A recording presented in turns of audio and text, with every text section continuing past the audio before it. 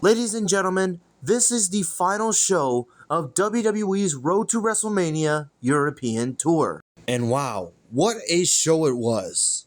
As Monday Night Raw was live from London, England. And this show was a great way to build up WrestleMania. So let's talk about it. The show started off with John Cena. He came out, he got booed out of the building, he got in the ring, got the mic, but before he was going to say something, Cody Rhodes comes out. Cena didn't even have a chance to say anything. And knowing European crowds, they like to do their sing-along. You know, they always do, Cody Rhodes, Cody Rhodes, Cody Rhodes. I'm not saying that it's annoying. I like it. So John Cena was about to say something until Cody Rhodes says, No. We've already listened to you talk for 2 weeks. Allow me, John Cena, to do your job for you. I know you're gonna cook me. So where are you gonna start? There's so much when you make fun of me. For starters, I have a little bit of a lisp. Sometimes words with the letter S, and I'll give you one. Stardust. That kind of bothers you because you're wrestling him at WrestleMania 41. In your very last WrestleMania match, Stardust. What else can you go after me for? Oh, I got it. I have an arm tattoo on my neck. And here's the thing. Perhaps I'm struggling. Perhaps I'm struggling to know that Superman is really dead. And as Cody was going to continue, the crowd started chanting, Let's go Cena, Cena sucks. That brings me to my next point. Your words don't speak your actions. I think for the past 2 weeks, you have been lying to this audience. We used to be friends together. I know for damn sure you cared about me.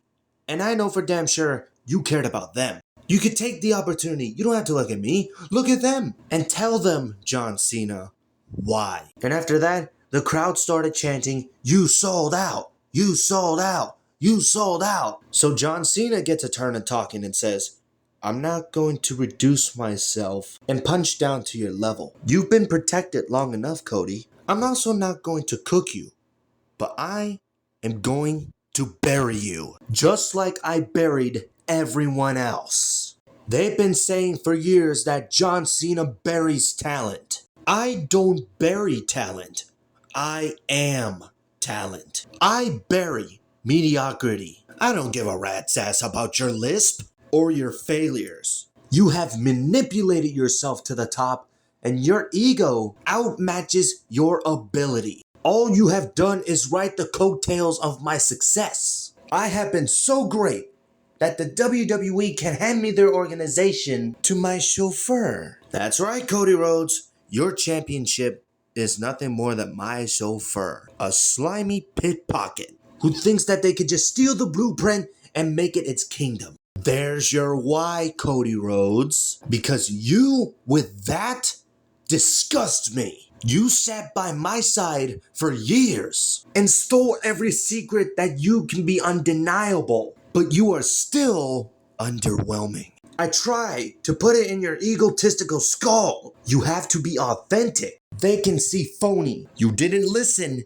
and it shows. You're too perfect. You're too polished. You're too rehearsed. You rely on lazy gimmicks. From singing your name over and over to get by. And John Cena encouraged the crowd to sing along Cody's name. And while the crowd is singing along, John Cena's laughing. And then Cena continues and says, You're just like the Pied Piper. All you have ever done is to find a catchy tune, tricking people into liking mediocrity. There is nothing more to look at than just thin pinstripe suits. I would even body you in your first breath. Cody Rhodes does not look like me. He doesn't act like me, and as sure as hell doesn't work like me. And Cody Rhodes, you don't look like you don't act like you, and you don't work like you. Because after all these years, you are still afraid to show who you are. So what do we get instead? Cody gets a generic mix of every superstar he loved or TV show he's ever watched in some big confused blot. And it looks like a 16-year-old kid who's taking active classes and is still afraid of public speaking. You have showed me one thing, and that one thing is someone mediocre wearing something meaningful nowadays is enough to trick these people. I have worked too damn hard to have that as a mastery, paraded around by a paint-by-numbers, sociopathic Mepo baby who is so into himself to have his wrestling gimmick tattooed for the world to see. And Cena wasn't done here. It's not where your tattoo is at, Cody. It's your tattoo that exposes you who you are, a common fan like them. So after WrestleMania, it'll be great for you. Go straight to Fanatics, buy the toy belt that they buy, call yourself their champion. That champion is coming home with me, and I'm gonna expose you for who you really are. An errand boy who got lucky. There's your why, pal. This kind of sounds like John Cena is getting jealous, but he does have some points. So now Cody Rhodes has a turn to speak. He says, John, I didn't expect to say this. Maybe you're right. Maybe I was chosen. But you know who chose me? They chose me. He's talking about the WWE Universe. Can you say the same, John Cena? Or is it one guy in an office who chose you who is no longer here and we can't talk about him? Oh my goodness, Cody. This dude is talking about Vince McMahon. He mentioned Vince McMahon without even saying his name. Strip everything away from me, right? I don't know who I am. They don't know who they are. I know who I am. I'm Cody Rhodes. I'm a wrestler like my father before me. And if anybody is a company creation, it's you, John Cena, and it's not me. Everybody is so afraid of you on the mic. I'm not, because I know that you got more dick in that promo than in your jorts. Damn, Cody going off. You want to make fun of me like I'm 16 years old taking public speaking while you're the one that hangs out with Zac Efron and wishes he was 16? And what is softball?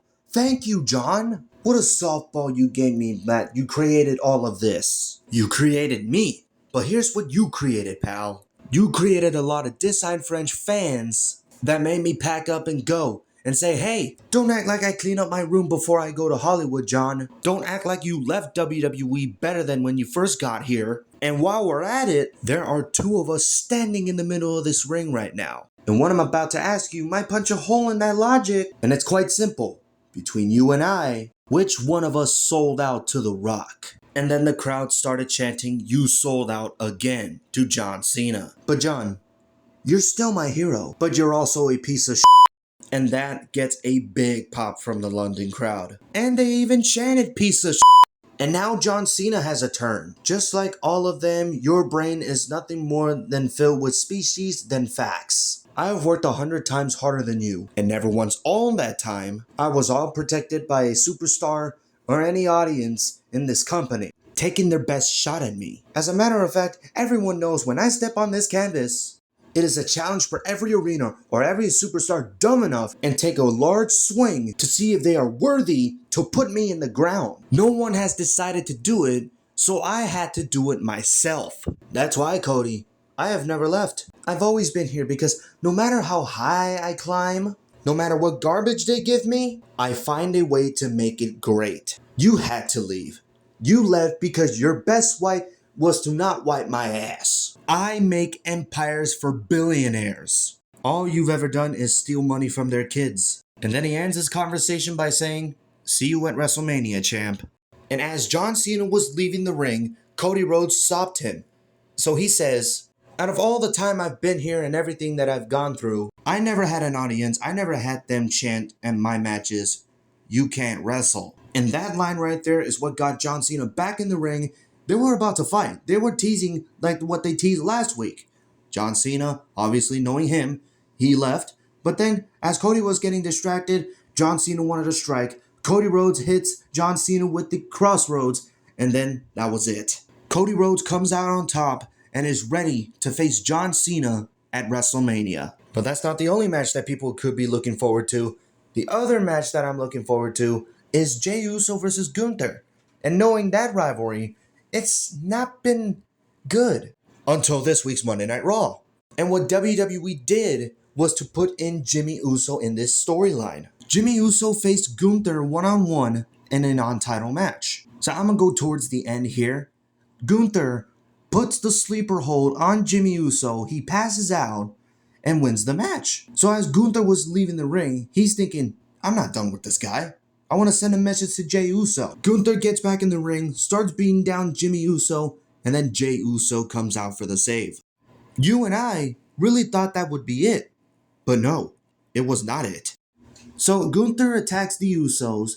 He gets Jey, puts him in the barricade, gets Jimmy USO back in the ring, and then Jey tried to save Jimmy. But then Gunther is too strong. He actually found cable ties and actually tied up Jey USO in the middle rope. Gunther is forcing Jey to watch him beat down his brother. Jimmy tried to fight back against Gunther, gets shoved away. Gunther picks up the World Championship belt, hits Jimmy USO in the face. Jimmy USO gets back up and he's bleeding. This guy is bleeding. Gunther is forcing Jey to watch him beat down a bloodied Jimmy USO. And my goodness, look at Gunther. This guy has blood all over him. He even tasted the blood. And they even chanted, "You sick f***." My goodness, Jey Uso's gotta win that world title now. You got his brother into this, and now it's personal. This is how a WrestleMania build should look like. But what do you guys think? Did you like this week's Monday Night Raw? Let me know in the comments below. Thank you guys for watching. Like, comment, subscribe, tap the notification bell for more videos, follow me on Twitter at Ethan'sToyShow, and I'll see you in the next one.